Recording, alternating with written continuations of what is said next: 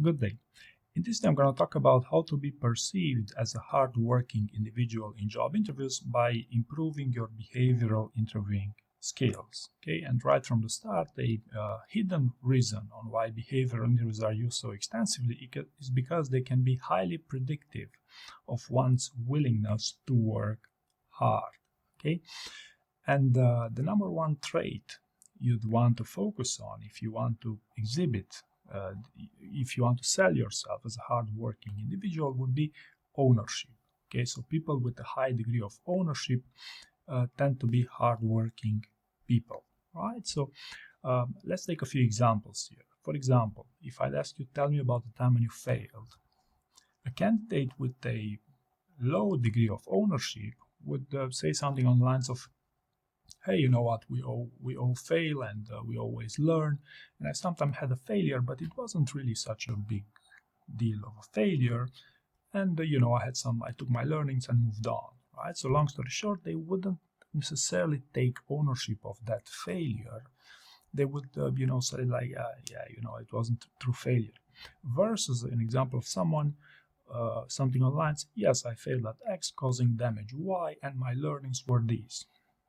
Right, so someone who's honest about, who takes ownership of their failures, and focuses on the learnings, is more likely to be indicative of someone with a high degree of ownership. Right. The second example I'd like to share with you here would be challenging situations. So, for example, tell me about the time when you encountered a serious roadblock. Okay, a common type of examples in job interview is. Yes, I encountered a very tough situation, but I had a friend whom agreed to give his expert guidance, and we managed to resolve the problem.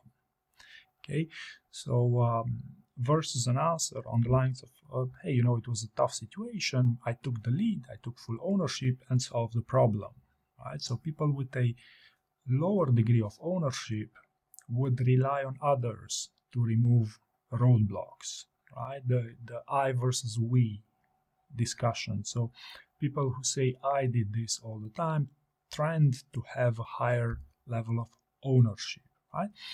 This is great advice for roles that are not executives or senior managers. Okay, so this would have been the second example. The third example is tell me about the time when you had to work outside of the scope of your usual role. For example, I once had to take over the work of my colleague who went off sick at short notice. It was necessary for me to do this because they were going to be off for at least 2 weeks, and my manager had insisted as well. It was not easy to learn the tools of the trade, but in the end I managed to get the job done on time. Okay, so notice here, I had to take over. It was necessary for me to do this because my manager had insisted. Okay, so do you see that tunnel vision? Yeah, I had to, there was no other option, right? So the idea I'm trying to convey here is that the candidate does not assume full responsibility, does not take the lead by any means, but rather I had to do it. And maybe one more example here, number 4, a time when you saw one of your peers were struggling and decided to step in and help. Okay, and with this example, it's important to understand the context, that of a senior analyst.